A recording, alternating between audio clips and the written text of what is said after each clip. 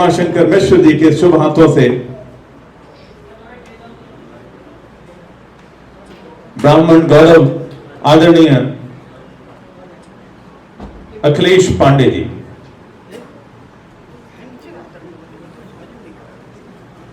मित्रों,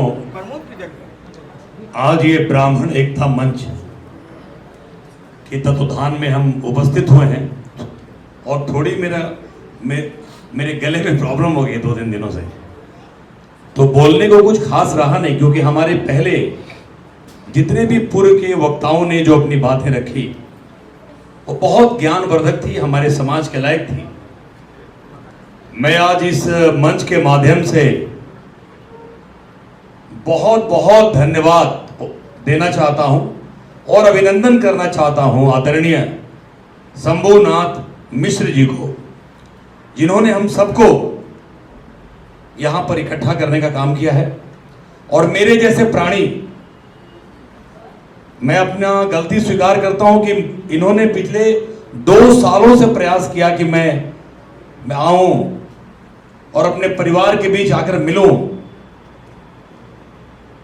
और लोगों को समझूं, परखूं। और मैं विभिन्न कारणों से, क्योंकि मैं एक शहर में रह नहीं पाता हूं, मैं नहीं उपस्थित हो पा रहा था। ऐसे मनीषी है शंभुनाथ मिश्र जी, इनके पुत्र भी हमारे घर पर आए धनंजय मिश्र जी, इनको भी मैं धन्यवाद देता हूं। और उन सब लोगों को मैं धन्यवाद देता हूं जिन्होंने ब्राह्मण एकता मंच, थोड़ी गले में खराश है, बीच बीच में आवाज जाएगी तो इसके लिए माफी चाहता हूं।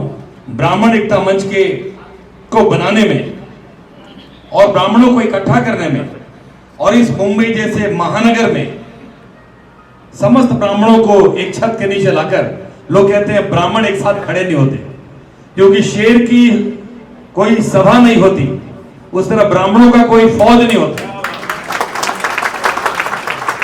ये एक ऐसा बीज है जो ब्रह्मांड के विभिन्न क्षेत्रों में छींट दिया जाए तो हजारों हजार अद्वितीय बीज पैदा करके वहां एक अलग फसल का अलग जगह देगा। इसलिए लोग कहते हैं ब्राह्मण इकट्ठा नहीं होते।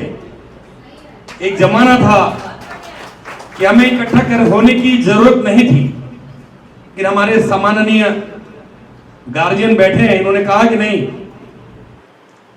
समय और काल के हिसाब से, परिस्थिति के हिसाब से चीजें बदलती रहती हैं और भाषाएं बदलती रहती हैं।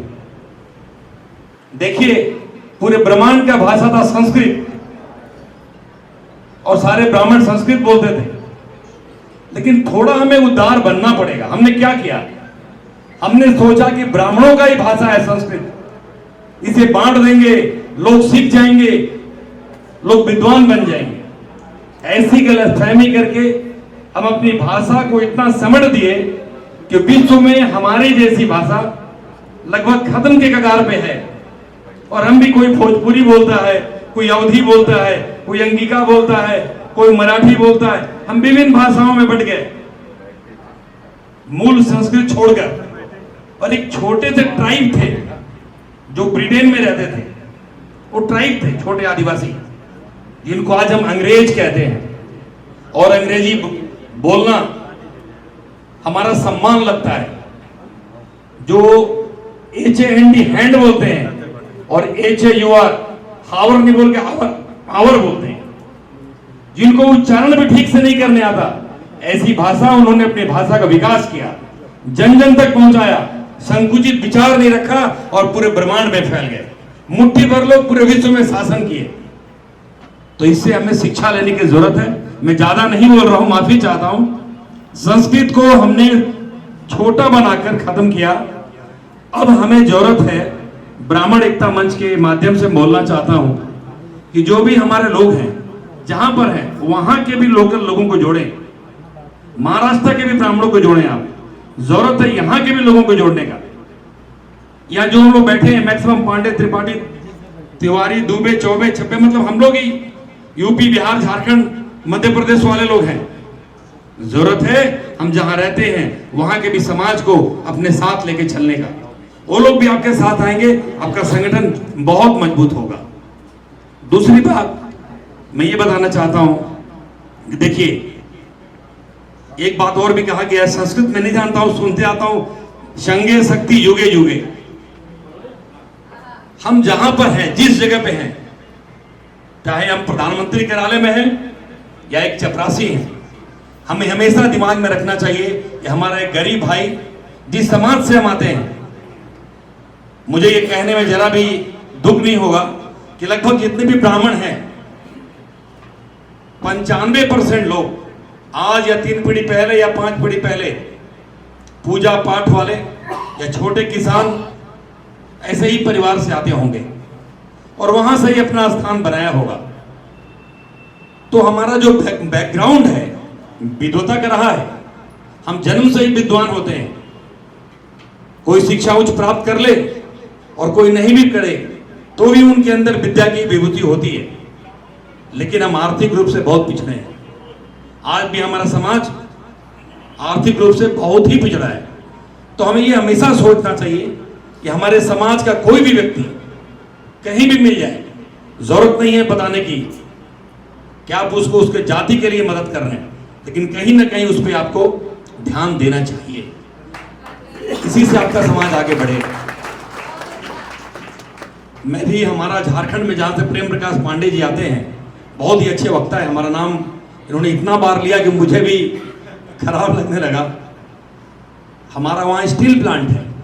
लोग हमसे कहते हैं, बहुत बड़ा, मतलब लगभग 0.5 मिलियन टन का स्टील प्लांट मैं चलाता हूं और पहला मैं ब्राह्मण देश का प्रथम पावर प्रोड्यूसर हूं। हमारी फैमिली पहली पावर प्रोड्यूसर है। लोग कहते हैं आपके प्लांट में इतने सारे मुखर्जी, बनर्जी, बंगाल बॉर्डर एरिया, चटर्जी, ये पांडे, दुबे, चौबे, छब्बे, इतने लोग रहते हैं। आखिर ये गार्ड से लेकर ड्राइवर तक, यहां तक तो खाना बनाने वाला कुक भी आप महाराज राजस्थान का रखे हैं, शर्मा जी को। ऐसा क्यों? हमने कहा नहीं, ऐसा नहीं है। लोग ये सोच के आते हैं कि ये पांडे जी का प्लांट है, तो लोग जानबूझ के जो टाइटल नहीं भी रखता वो लिख के देता है और हम उसके काबिलियत पे उसको परखते हैं। थोड़ा हम इसलिए उनके तरफ हाथ बढ़ा देते हैं कि इनको मदद कौन करेगा। हमारे पास आरक्षण नहीं है, हमारे पास रिजर्वेशन नहीं है, हमारे पास नौकरी नहीं है, कौन मदद करेगा। लेकिन काम लेने में हम लोग कोई कोताही नहीं करते हैं। या विशाल भगत आए हमारे यहाँ काम करते हैं, ये भी कहते हैं भैया ऑफिस में खाली पांडे, दुबे, चौबे, छब्बे आप ज्यादा रखते हैं। हमने कहा जान के नहीं रखते हैं लोग, इसलिए अपना पेपर भेजते हैं। हम इंफ्रा में काम करते हैं, तमिलनाडु, बॉम्बे, ये आपको पुणे से लेकर सतारा तक 6 लेन रोड हम लोगों ने बनाया है। तमिलनाडु भी हम लोग काम कर रहे हैं, यूपी, बिहार, मध्य प्रदेश, तमिलनाडु, उड़ीसा, ऐसे बहुत से राज्यों में हम इंफ्रा काम करते हैं, हमारी कंपनी। लेकिन कोशिश होती है हमारा प्रोजेक्ट हेड जो है वो कोई अपना रहे, ताकि उसको दर्द रहे कि हमारा जो बॉस है, हम लोगों की कंपनी है। थोड़ा तो उसको 1% दर्द तो होगा ना। मैं देखता हूं, और आपको एक बात बताने में समय ले रहा हूं, लेकिन 2 मिनट बोल सकता हूं। आपको एक बताने में मैं मतलब सहज फील कर रहा हूं कि मैं जिस भी कंपनी में जाता हूं, अनिल अंबानी जी की हालत आजकल खराब है, हम लोगों से बहुत अच्छे रिश्ते हैं उनके। मैं उनकी कंपनी के लिए काफी बड़ा काम करता हूं। आज जब वो कंपनी की हालत खराब है, लेकिन उनका इंफ्रा डिवीजन, हमारी ही ग्रुप, मोस्टली उनके जितने रोड प्रोजेक्ट हैं साउथ से लेकर नॉर्थ तक हम लोग ही कर रहे हैं उनके बिहार में। तो हम जब जाते हैं तो उनका सेकंड मैन कौन है भाई? तो उनका सेकंड मैन है ब्रजेश भारद्वाज। ब्रजेश भारद्वाज जी हैं। कौन है भाई आप? तो आगरा के रहने वाले पंडित हैं। थर्ड मैन कौन है? पुरुषोत्तम लाल जी शर्मा। कौन है भाई? तो राजस्थान के गौड़ ब्राह्मण है। फोर्थ मैन कौन है भाई उनका? फाइनेंस का हेड फलना बनर्जी। कौन है भाई आप? तो सारे कंपनियों के मालिक कोई और उनको चलाने वाले कौन है? तो हम लोग हैं। अभी मैं कल्पतरु के साथ काम कर रहा हूं, बहुत बड़ा। कल्पतरु के सारे टॉप मैनेजमेंट हमारे मित्र हैं। उनके प्रेसिडेंट है गिरधारी लाल गुप्ता जी। बोले चलिए मैं आपको अपने जेएमसी ग्रुप के एमडी से मिलाता हूं। अभी जेएमसी और कल्पतरु एक हो गया, तो ज्वाइंट एमडी बना दिया है। हम कौन है? तो त्रिपाठी जी हैं। त्रिपाठी जी मुझे देखे, उनका लाड टपकने लगा। मैंने कहा सर आपको देख के ऐसा लगता है कि आप मुझे लाइक कर रहे हैं। बोले अखिलेश जी पहली बार कोई ब्राह्मण मिला है और आया है मेरे पास, और मुझे गुप्ता जी ने सिखाया, हमारे मित्र हैं, कि थोड़ा चल के अखिलेश जी बताना कि आप ब्राह्मण टाइप के आदमी हो। मैं सर मैं तो बढ़िया हूँ, बढ़िया वाला काम करता हूँ। अरे नहीं नहीं नहीं, त्रिपाठी जी को बताना ब्राह्मण हो। मैंने कहा सर टाइटल मेरा है, देख के समझ जाएंगे। मैं गया, त्रिपाठी जी देखे मुझे और मुझे 5 बार कहा कि मुझे यार जीएल जी बहुत खुशी हो रही है कि हमारे वर्ग के लोग अब आ रहे हैं, हमारे वर्ग के लोग आ रहे हैं। और मुझे उन्होंने बहुत वार्म वेलकम किया। तो त्रिपाठी साहब हैं, उनके पूरा जेएमसी डिवीजन को चलाने वाले कौन है? तो बिहार के छपरा डिस्ट्रिक्ट के एक रहने वाले हैं मिस्टर पांडे, शायद के पांडे समथिंग नाम है। वो मिस्टर पांडे हैं जो पूरा जेएमसी ग्रुप के वाटर के हेड है। मुझे परिचय कराया त्रिपाठी साहब ने। ये हमारे ट्रांसमिशन डिवीजन के हेड है। कौन है? जयराम द्विवेदी। मैं दंग रह गया भाई। जिस कंपनी में जाओ, मुकेश भाई के यहाँ जाओ, राजेश तिवारी जी, ये कौन लोग कंपनी चला रहे हैं आपके? टाटा के नेक्स्ट मैन कौन है? साउथ के ब्राह्मण है। जमशेदपुर स्टील प्लांट का कौन है? मुत्तू रमन है। सारे टॉप सीईओ ब्राह्मण, सारे फाइनेंस के हेड ब्राह्मण, देश को चला रहे हैं आप। क्यों नहीं आप सोचते हैं कि आप स्वरोजगार करें? क्यों नहीं सोचते हैं कि मुंबई में आके 1200 रुपया की नौकरी नहीं खोजें, 12,000 की नौकरी नहीं खोजें? मैं भी एक जमाने में अपने घर से भाग कर आया था इस शहर में। सीए इंटर कर रहा था, एक पेपर में ऐड लिखा था, मॉडल खोज रहे थे लोग। मैंने दिया, मुझे हमारा एक स्टारडस्ट मैगजीन में ब्रांड, उसका पोस्टर बॉय में सिलेक्शन हो गया। मुझे भी नहीं निकली थी। मैं भागकर मुंबई आया और मैं मॉडलिंग करने लगा यहाँ। रात भर मैं एक सुपरवाइजर का काम करता था। एक मिल गए शाहिद भाई, उनसे परिचय करा एक जोशी जी थे। मैं बोला सर ब्राह्मण को मदद कर दीजिए। तो बोला शाहिद भाई के यहाँ चीफ सुपरवाइजर रह जाओ। रात को सुपरवाइजरी करता था और दिन भर फेमस स्टूडियो दौड़ता था।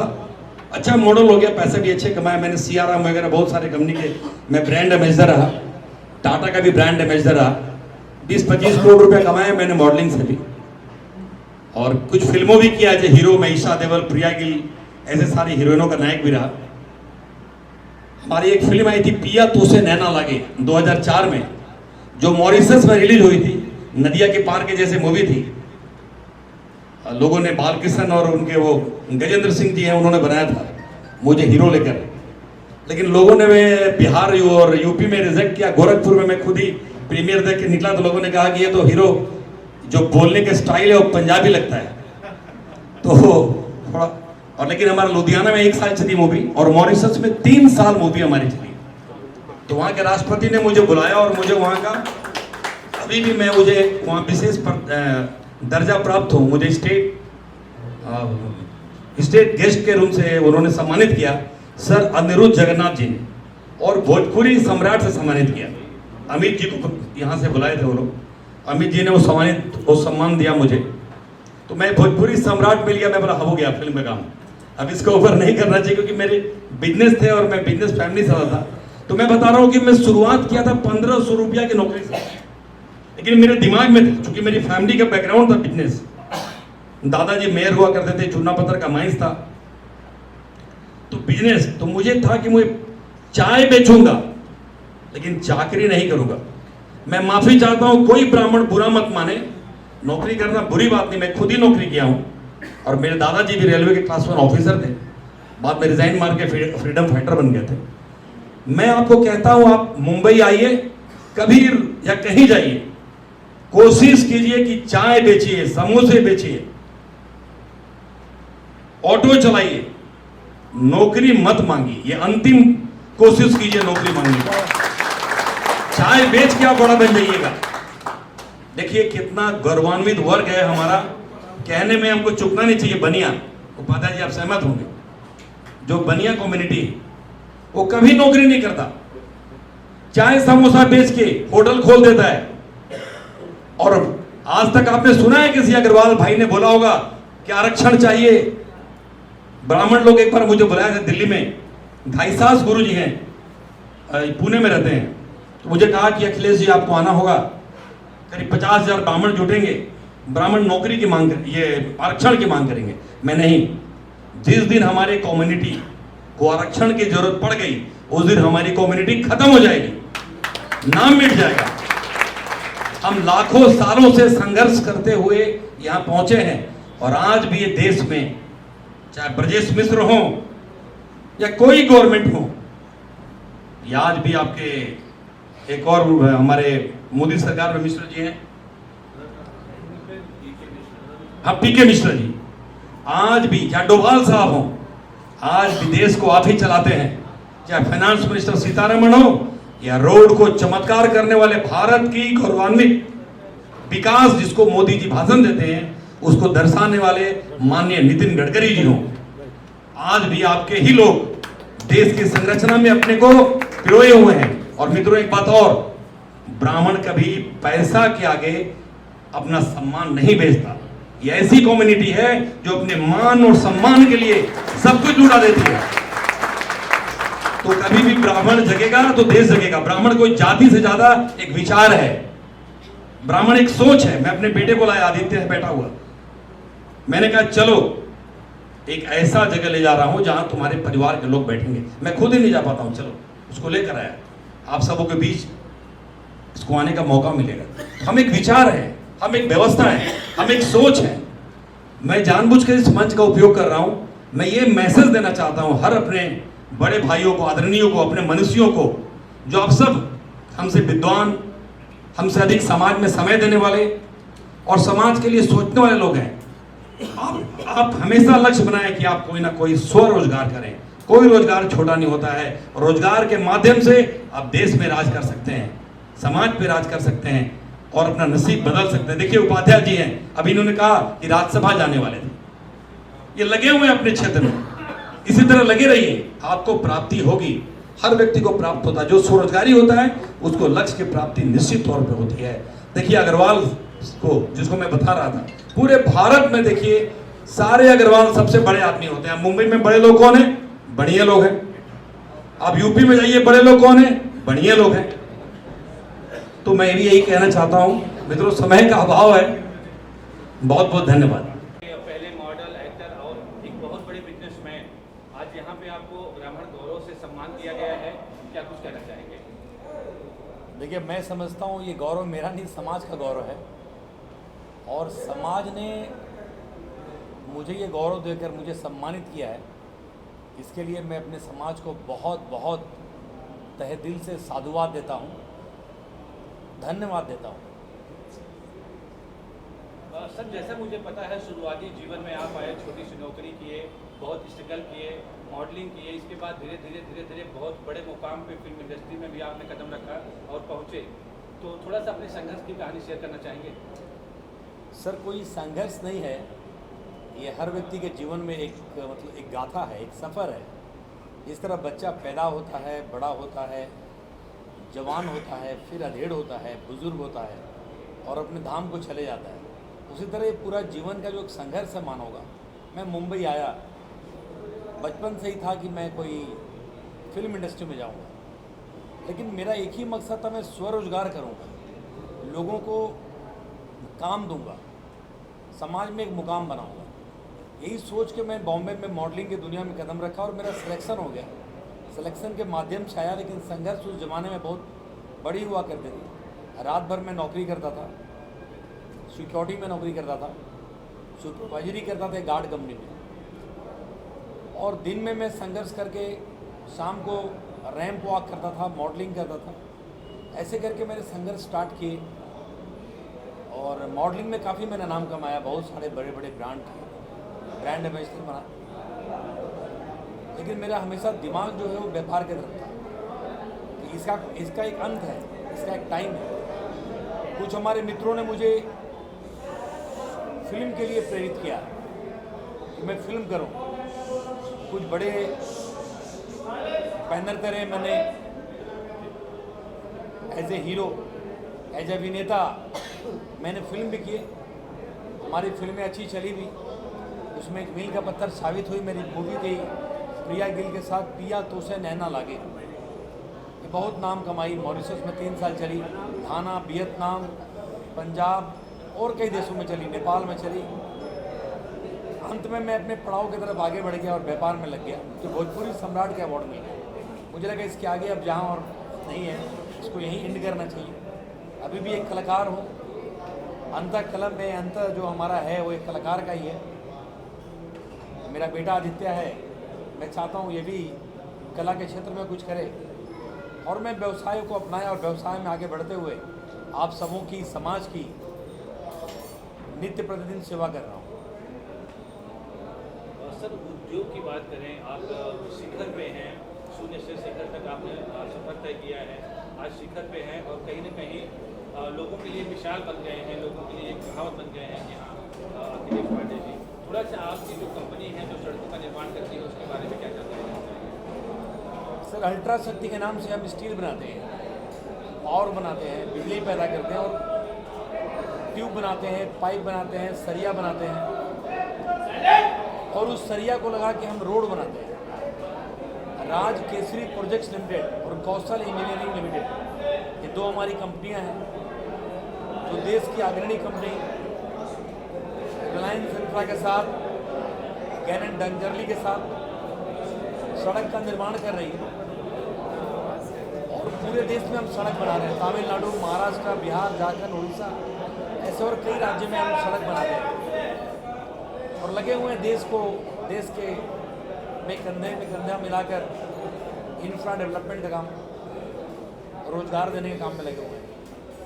सर युवाओं के लिए क्या संदेश रहेगा जो कहीं न कहीं मैं आज फिर से कहना चाहता हूँ युवाओं को, किसी भी समाज के युवा है, आज तो ब्राह्मण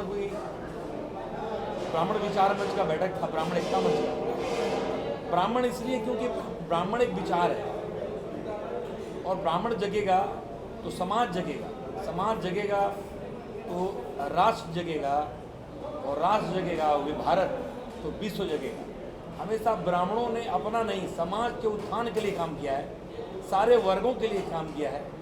आपने देखा होगा समाज का कोई वर्ग नहीं जिसमें चाय बेचे, समोसे बेचें, ऑटो चलाएं, कुछ भी करें, स्टार्ट करें, स्टार्ट करते जाएंगे। व्यापार ही एक चीज़ है जो आपको शिखर तक पहुंचा सकती है, आपके सारे कामनाओं को पूर्ण कर सकती है।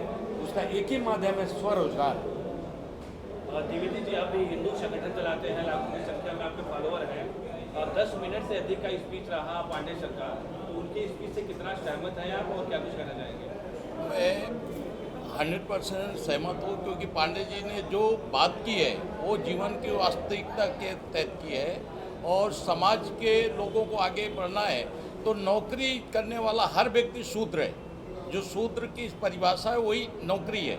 तो मैं चाहूँगा अपने युवा वर्गों से, अपने समाज के लोगों से और देश की अगर उन्नति बढ़ाना है तो सभी लोगों से कि आप व्यापार करिए और ये आरक्षण या इसके चक्कर में ना पड़ करके अपने समाज का अगर उत्थान चाहते हैं तो आप जितना है छोटे से छोटे रोजगार से चालू करिए। मैं देखता हूँ मुंबई में लोग आते हैं, जैसे पांडे जी ने कहा कि आप नौकरी मत करिए, लोग सिक्योरिटी की नौकरी करते हैं, इसकी नौकरी ढूंढते हैं 15,000 10,000 की। उससे अच्छा है कि आप एक छोटा पान की टपरी ले करके बैठिए, उसमें आप उससे ज़्यादा पैसे कमा सकते हैं और उससे आगे आपका समय अच्छा हो सकता है। आदित्य, मैं यहाँ पे आना चाहूँगा, क्या कुछ चल रहा है आपके प्राइवेट लाइफ में? बिजनेस के साथ साथ फिल्मों का भी शौक है आपको, तो क्या कहना चाहेंगे? तो एक्चुअली मैं ग्रेजुएशन कर रहा हूँ और फ्रॉम मिटी बाई कॉलेज। उसके बाद I am going to data London for acting courses. तो माय डैड इज देयर। मुझे आप 1 साल को डिप्लोमा कोर्स ले गया, फिर अपने बैठ के आगे काम करते हैं। I am totally dependent on him only and I am working on my self. Prerna acting करने की प्रेरणा आपको पापा से मिली? हाँ जी, पापा भी बड़े लेवल पे एक्टर रह चुके हैं। पापा मेरे इंस्पिरेशन के सोर्स हैं। बचपन से देख रहा हूँ पापा को, लाइक बचपन से 100 पुशअप मारते थे, मैं उनके ऊपर बैठ जा रहा था। लाइक बेटे देख 92, 93, 94 hours, like dad you are my dad. Inspiration आया मेरे को लगा कि मुझे भी कुछ करना चाहिए मेरे डैड जैसा। मैं उनके जैसा तो एकदम बन नहीं पाऊँगा, बट मैं ट्राई करता हूँ कि 10% इनके जैसा बन पाऊँ। इट्स लाइक सर आप कुछ कहना चाहें तो प्लीज।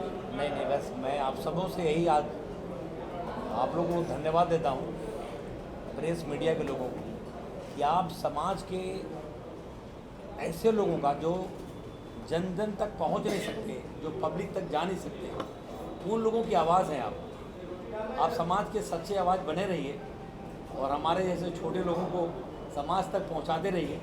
इसके लिए हमेशा मैं और हम लोग आपके आभारी हैं और हमेशा आप सब देश के समाज के आईना हैं। निरंतर आगे बढ़ते रहिए। धन्यवाद।